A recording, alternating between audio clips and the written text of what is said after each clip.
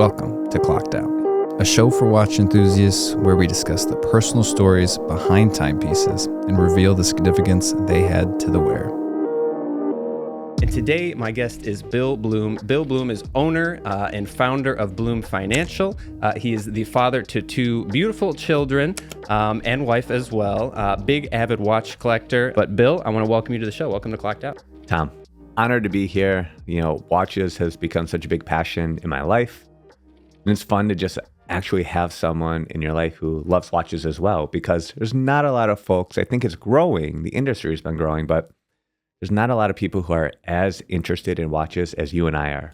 Bill, from pretty much the first day in, you had a Datejust motif on, and I was like, Rolex guy, and pretty much like as it is with watches, you bond from that moment on, and the rest is history. And then throughout our sessions together filming the show, every time this guy was coming in, he had something just new, heavy-hitting pieces. Not, we have plenty of guys that have nice watches, but I think your collection, and even just the some of the ones that you've picked out today are really, really special. And I'm really just stoked for the conversation. But before we get into the first one, I usually like to ask our guests, their first memory of watches and what was the initial catalyst that got them into it. So when I first started working in 2008 in the financial world, the crisis was going on. There was a ton of issues going on in the economy. But I set a goal. I wanted to reach the $1 million round table. And in the financial world and in the insurance world, that was like a big deal to do. And I was 22, 23 at the time. So if I made that, I was going to get myself a Rolex, because I saw some of the older gentlemen who are successful. They were making, maybe $300,000-$400,000 a year at the time, with great money. They all had them. So I wanted to separate myself as a young guy. So I wore nice suits. You see that in the other TV show. I always wear my suits. He's always so well dressed. This is like super casual. This is like the most casual I've ever seen you. Ever. Like picking up the kids from school, taking them to school. But I said to myself, I wanted to get a Rolex. That was my goal. And I hit my goal. And I was kind of hooked from that point on. It's always been about setting a goal and going after things, because I think you grow from that. The way that I look at it is, when I'm buying a watch, it has to be for a goal. Like there has to be a reason for it, just not all willy-nilly do something. It needs to be centered for you. You should never buy a watch because you're trying to impress other people, or trying to flex, or trying to be, more than what you are. It should be based on what your heart's saying, what your core is saying.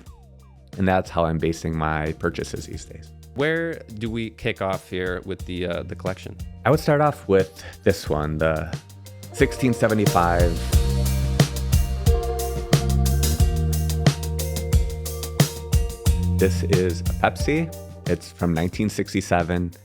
The reason why I bought this one is because it has the small 24-hour hand and the long E dial. And this one is a transitional year dial. So they only made this going from gilt to matte for about a year or two. And it's got the original rivet band. It's just really old school. I'm not a big fan of the new Pepsis. Really? I'm really not. But interesting. I think they're blown out of proportion. When you can get one from the 90s for actual retail price now, if you think about it, why would you go and spend $20,000 on the secondary market just trying to chase something because there's not a lot of inventory? You don't know if that's true or not. So you have to get rid of that speculation and see, just because there's not a lot of them doesn't mean that's the only thing I should be focusing on. Yeah. So that's a problem that watch collectors make, because they'll get that watch, they'll wear the watch, and they won't love it because they bought it for the wrong reason. Well, and so how did you end up coming on to this one? I know you did not get this at retail. So what was the story of acquiring this one? I wanted to get a vintage piece that's all original. So the bezel, all original. It's got the larger font, the dial, and it just really stood out to me. And it goes back to this being that transitional dial. When you do the UV light, it still shines a little bit, but it goes away right away. Sure. So I like original, unique, kind of like one-off kind of things that weren't made for very long. Mm-hmm. And it just really spoke to me. And it's fun to wear with your suits and to wear with like a navy blue suit.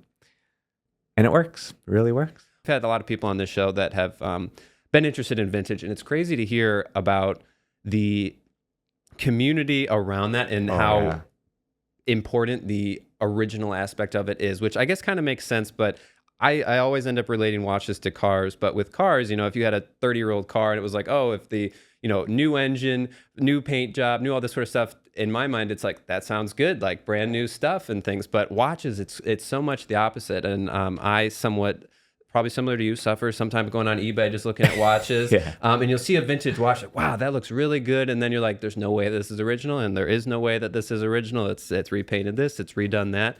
And by having people on this show, I've really discovered that having things as original to spec is really the value behind the watch, and a lot of the like passion behind why people are interested in the vintage pieces.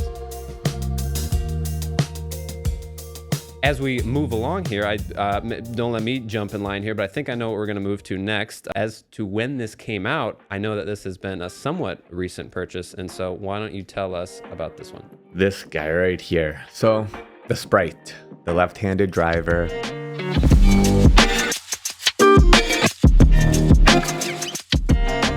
I just love green watches. I wear green every day. It's in my suits, my clothes, my bracelets, everything. But this one really stood out to me. It has to be on Jubilee. It has to be on Jubilee. It's beautiful. Like the GMT range, I think, is the most iconic range in the Rolex lineup. It's the most versatile. My videographer, Duncan, who's out of the UK, we talk about that. And it's like the Jubilee is great. The one thing I would say, I like the Batman on the Oyster bracelet better. Yeah, I do. Did you post about that the other day? I think I might have saw that. I really like that one because I bought a Batman a long time ago. But this thing, I think if you're into collecting, I don't care about discontinuation, but just the rarity. I mean, Rolex has made left-hand drivers before. It's not the first time. That's what I was going to wonder if this is the first. Okay, so it's not. Okay. But it's been so sporadic over the years, and it's not been very predominant. Yeah. That I think this is one to just keep and wear. When I wear this out, people are saying to me, "You're actually wearing that? Like, dude, I love that watch. Like, where did you get that?" I'm like, well, I've had a great relationship with one of the ADs here in Chicago for many, many years now. Yeah. Like going back to when I got the Batman in 2015. Okay. Yeah. So I've had a really great relationship and really blessed with that. And I haven't had to do the rigmarole of buying the jewelry and all that other stuff. Like, just say no to that. That's nonsense. Yeah. Well, and maybe I would save it to the end for some bits of advice, but I know there are a lot of people that are in your shoes in the sense that they would like to have a good relationship with Rolex, but don't want to carelessly, spend money on things that they don't want. I think that is kind of taught to us as like, you're just going to have to do it. You're going to have to buy some stuff that you're not, stoked on.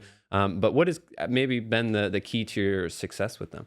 Well, becoming really relationship driven. Like some of my clients have gone to them. I've asked them to come speak at my work events, and they actually came and spoke and did 2 presentations on watches. Wow. Like, I'm putting a room together for them to give them value. Interesting. And they came out. Wow. They came out. They're like, yeah, I mean, all my clients, not all, I would say 80% of my clients, their area is in that area, like where their stores are. So you have to provide value. And I write them handwritten notes just to say thank you. And like little things, right? You don't have to be selfish. You're not going to get everything you want. If you have unlimited money, you're just going to go to the secondary market anyways and buy the stuff. Mm-hmm. Not going to matter. Like it's a time thing. And you have to be patient. Going in there with the right mindset, knowing that some of these things took me a very long time to get. They're on my wish list, but it takes time. It literally takes time. And, tell the story. Like, we'll get into the date and why I got that. And there has to be a story involved. Rolex is all about stories and goals. And if you have that, and if you're able to articulate that, it helps. It definitely helps. Well, we were talking off screen about my wedding that'll be coming up next year. And I have in my head, I'm like, I got to go tell some Rolex AD, like, I'm getting married. This is what this is when I'm going to get married. And give them the story and maybe leave the ball in their court. But I think that is good advice. And I think that's, again, the money side of stuff. I don't know how Rolex is totally compensated and stuff, but people want to work with people that they like. And being the guy that, hey, you got the Daytona for me? Nope, done. Okay, whatever. But the loyalty you've shown and the kind of above and beyond that you will write handwritten notes, send thank yous, invite them out to things, hopefully, help them out with some of their own lead gen is Absolutely. huge. And I think that is for people that are in entrepreneurship is a little bit more built into it, trying to connect people, trying to provide value to those that provide value to you. 100%. Is a cornerstone. But for people that don't have that sort of thing, I think that is a good bit of advice to take in if you want to establish a better relationship with your AD. As we can see, we have some green on the table, right? Is Yep. there anything aside from just liking the color green that was the thing for you? It's all green. I just love that. And it's just how my wardrobe works. It's just who I am. There's like a lot of abundance for the color green, a lot of great energy. Money is involved with green here in the US. So there's a lot of things that are tied into the whole green spectrum for me, but it's primarily energy. It just has great vibes for me. Well, I love to hear that. And speaking of great vibes, as we continue along here, I'm really good with the segues. Yeah, that's good. Where did we go from here? I mean, now we're starting to get into some pretty hefty pieces, and you alluded to that they were, big milestones, but big, as we're climbing the, I guess the value ladder of Rolex here. Yeah. What was the next move, and how did we get there? So yellow gold day date.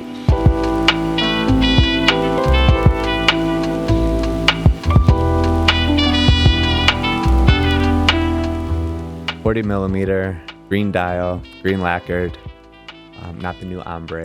I love that one, by the way. I think that's so stunning. It's more stealth than this one. This one, my wife always says, that's like a lot of green.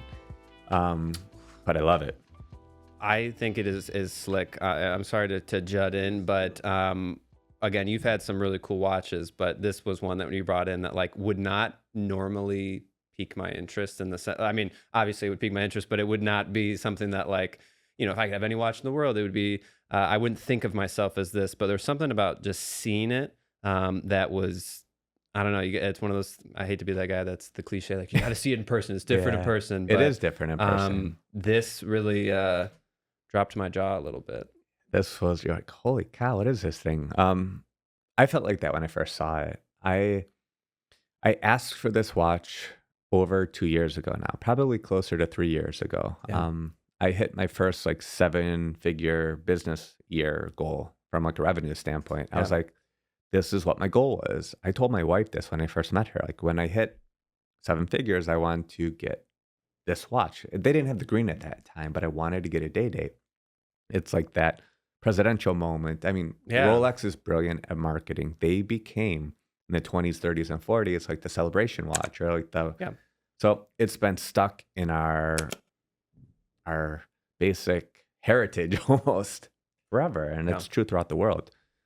So when I hit this goal, I sent an email to the founders of this AD who I have the relationship with, told them the story. Really?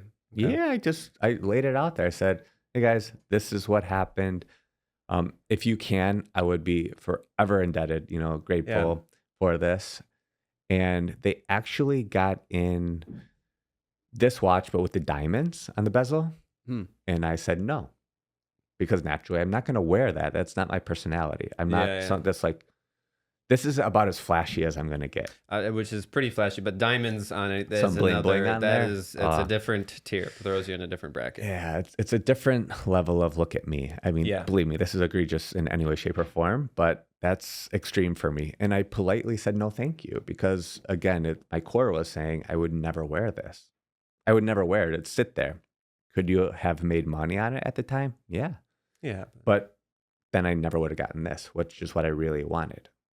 So I remember we were up in Milwaukee, and my friend who works there texted me, said, the watch is coming in a month.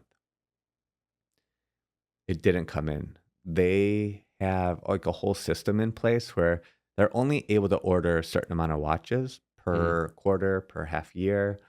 So they know what's coming in essentially. But they thought this was coming in, and I think the rose gold came in, which is beautiful. I know you love that watch. I do. A future piece for you. Hopefully. Those prices are coming down too. So that's a good thing. Still pricey, but yes. Yes. But So then I literally said to them, guys, whenever it comes in, it comes in. It's no big deal. Like, Yeah. whatever's clever, right? When it comes in, it comes in. So you just have to be patient. You have to be patient. And then literally 5 months later after that, then it came in. And you just Yeah. go in and get it. It's at that point, it is what it is. Well, and I think a good lesson from that too is that I think people worry about burning a relationship with an AD by saying no, and I don't say being a squeaky wheel, because here you are, spend a lot of money on watches, right? But they presented two other watches, you're like, and like I don't know if it was as an attempt to like let's move something type thing, but you said no. You're like, this is what I wanted. Whenever it comes in, it comes in.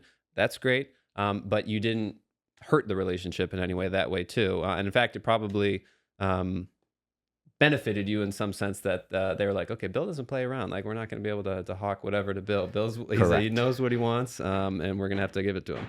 They know how I feel about watches and just like how we talk about them. Do some have some intrinsic value? Sure. But that's not the game I'm playing. I'm not here to buy it and sell it the next day. But it's a waste of your time. It's a waste of your energy. You're not focusing on your family, your core businesses, the core things that you could be doing or yourself. It leads to a lot of anxiety. Yeah. Not worth it. Just stop doing it. Pointless. Yeah. Like, just, watch collector's opinion. I think the day, what's up, Colton, is really a status piece for so many people, and especially in gold. I know we talked off camera that you're interested in potential white gold, and feel free to put that out into the world. All right. I don't know if you're hoping to get it from the AD or maybe people of the internet, but we have some fans at this point. This, while checking lots of boxes, isn't seemingly checking all of them. And so tell us a little bit about your thoughts on that. So for me, wearing a bright green, the green lacquer, the yellow gold Rolex is about, okay, I made it. I did what I wanted to do. I also find a lot of value in the white gold olive green dial, the 60th anniversary piece, because it is so stealth and it is so like under the radar. But I don't know yet. My intuition is saying just be patient, just figure things out. My AD knows that I would like to buy one. I'd like to get the white gold Date 8 with the Meteorite dial too at some point. I mean, it's crazy, like all this stuff, but I don't need 700 watches. I'm never going to become that person. So just really being honest with yourself for what works for you and what fits your wardrobe and the style. And it's always changing, right? I wasn't wearing my suits 6 months ago, and then we started recording my TV show, and then I kind of got back into this. I like things that match and look well together. I got that from my mom. So that's part of the game too for me, is like having things look proper, look put together, because when you're dealing with people's money, you have to not necessarily look the part, but you have to pay attention to the details. And it all starts at what they're looking at. The world of watches gets quite crazy, and sometimes the options related to watches get even crazier. And so for our last watch on the table today, I feel like it's a watch that I need to wear gloves to pick up almost, but I wear it, so tell us about this. How did it come about? What is it? What makes it so special? And why do you own it?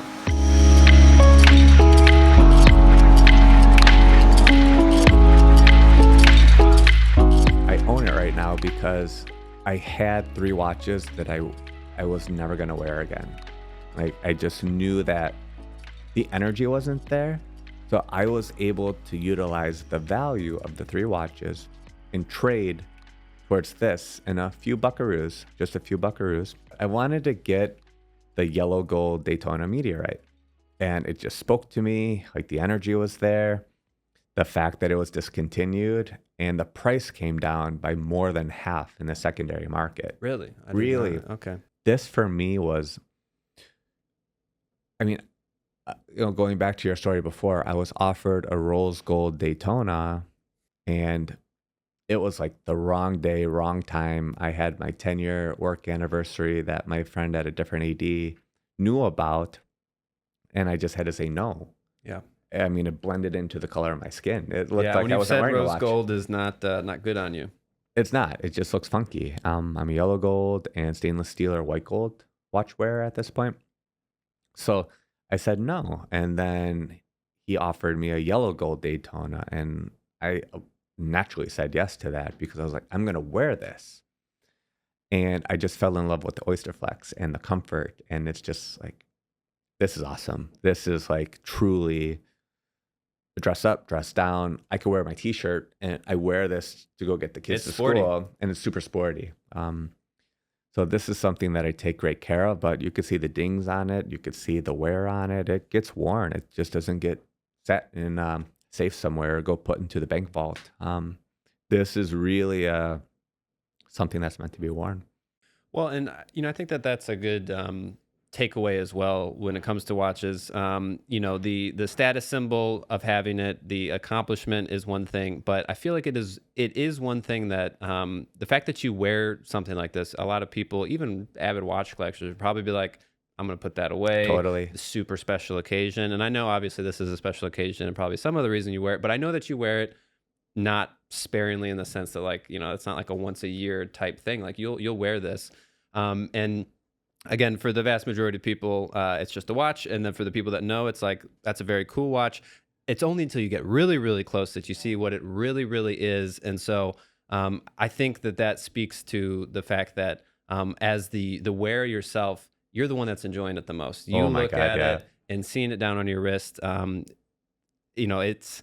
again, going back to cars, they say smiles per mile, something like that, or something along those lines. I like that. The more fun a car is, you just want to smile. And I find with watches that I get a similar enjoyment out of them. You can't quite use them the way that you can a car, but there is something special about just looking down and seeing something that you've worked so hard for and is so special, and you know kind of everything about it. And so, did this mark any sort of big mile, or is it just like what, let's just go all out and do something that I'm happy with and proud of? I had an opportunity to acquire this piece because of my other watches that were literally collecting dust. And that's the cool thing about watches is that you can trade these things. They're especially exchangeable. Rolex. They're definitely more liquid. Huge market for them. So if you're not going to wear something, do something with it because you're insuring it. It costs money, all these things. The watch game is hard. Like even buying vintage, you're probably not going to make money on these things unless you hold them for 20 years. And that's when you have to question, the time value of your money. That's why I say this is not an investment. They're meant to be enjoyed because there's probably other things where you could have a better return on. Mm-hmm. But as far as the Daytona goes, it was because I had the first one and fell in love with that and knew that this is something that is just out of this world. Literally, it's one of one. The dial is so unique and it just pops. Like I'm sitting there looking at it and my wife's like, you're like, it's really growing on me too. Yeah. She said to me, she's like, I really like that one. Really, all of these are unique pieces. And I think another thing that I've wanted to press you about is they're all Rolex. And so what was it about Rolex that turned you into such a Rolex stan? I am more of a purist with things. I think the APs are beautiful watches. I know nothing about Patek. I don't even know how to pronounce these watch brands for the most part. So it's just something I'm familiar with. It's like, for me, I like one kind of cars. I like one kind of watches. I'm not jumping all over the place because if I do that, I'm going to go really goofy and make my wife completely goofy with these things. I know on our business side of things, I've been able to impact and help a lot of people in super positive ways. And it's been really rewarding. And it's been like so soul fulfilling for me. It's been really like such a passion project of mine. And these are direct results of that. So it's just something that sits at the core with me. Bill, I can't thank you enough for coming on to the show. I really appreciate this. It's been really fun to, we've seen each other plenty, but to talk about just fun watches. I mean, we always kill a little bit of time at the beginning of our sessions talking about watches, but to sit down and to film all of it has been a true joy. And obviously some big hidden pieces here. So I appreciate you for bringing them out, letting me take a look at them. Hopefully I can get on your level here pretty soon. Whatever you desire, it's all able to be done. You just have to dream it. It could happen for anyone, any of you. You just have to believe it and do the work. Bye.